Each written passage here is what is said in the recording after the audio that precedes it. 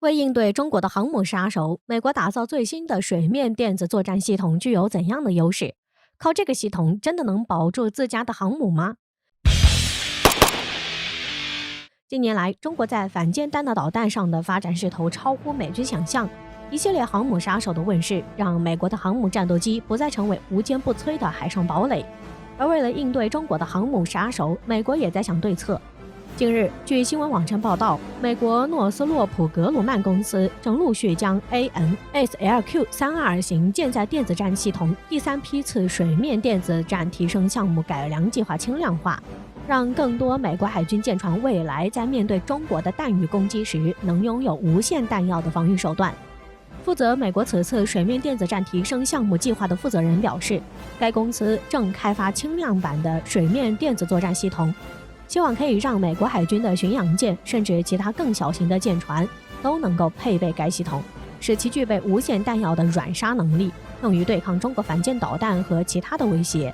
此外，报道还指出，虽然尚未获得正式订单，但是该公司知道美军对轻量化的先进电战系统非常感兴趣。美国海军将于2022年再采购4组水面电子作战系统，使该系统目前的订单总数达到9组。据悉，其中1组水面电子作战系统已开始安装在美国西岸的某艘伯克级神盾驱逐舰上。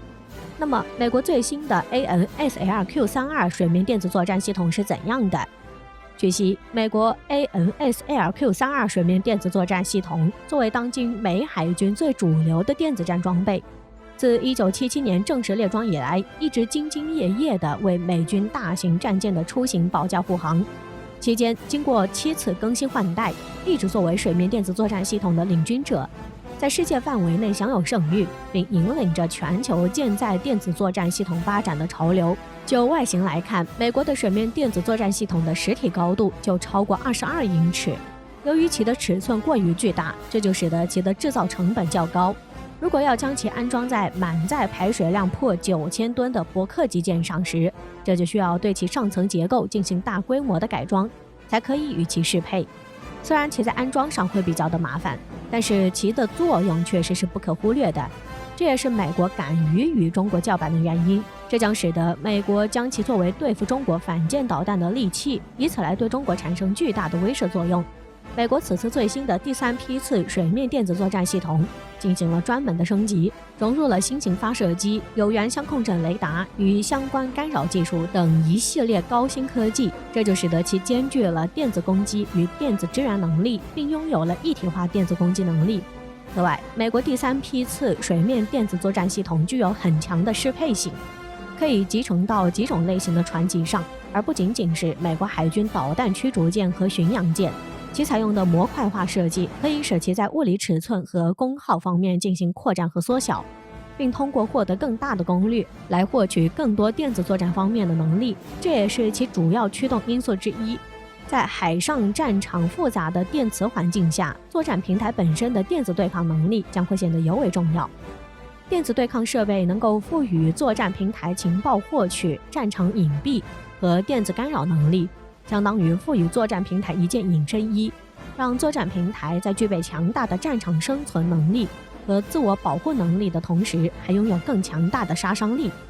美国第3批次水面电子作战系统具有怎样的作用？海上战场有着复杂的电磁环境，具有作战平台本身的电子对抗能力将会显得尤为重要。可以通过这水面电子作战系统，可以通过其设备获取作战平台情报、战场隐蔽和电子干扰的能力，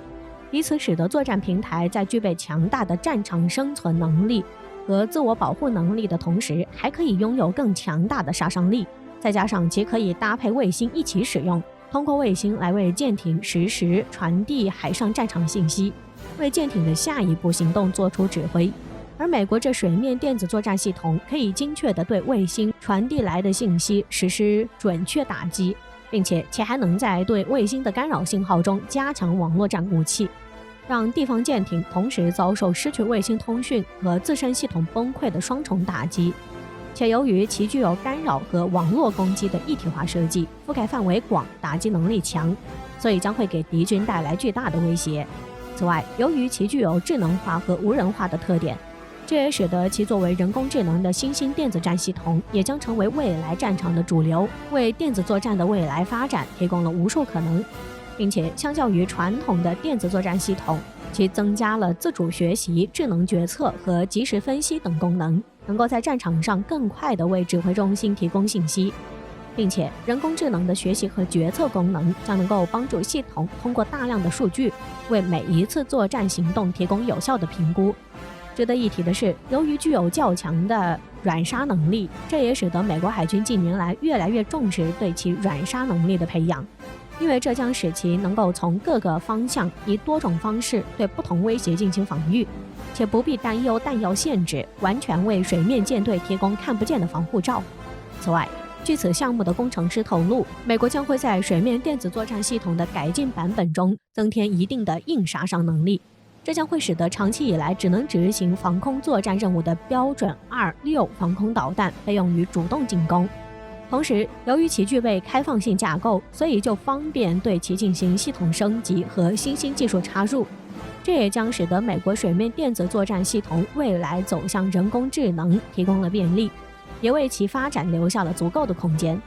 对于美国水面电子作战系统取得的飞速发展，中国应该尽早做准备，因为这也是美国为了对付中国的反舰导弹所专门做的应对，这就使得中国被美国完全针对了。可能也确实是美国看到了中国在反舰导弹上取得的高速发展，从而也使得美国感到十分的忌惮，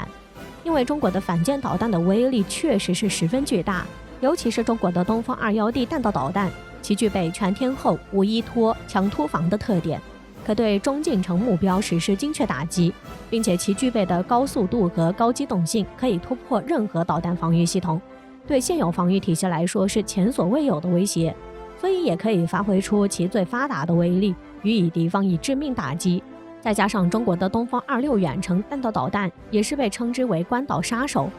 具有航程远、精度高的特点，且具有一定的战略威慑能力，这也就给了美国极大的威慑。另外，中国还服役了全球首款高超音速导弹东风17，这款导弹被认为具备打击航母的能力，并且几乎不会被拦截。正是因此，这才会使得美国加紧研制新的利器，以此来对中国的反舰导弹形成制约。然而，有专家提到，中国的反舰弹道导弹的优势并不在于数量，而是在于命中率。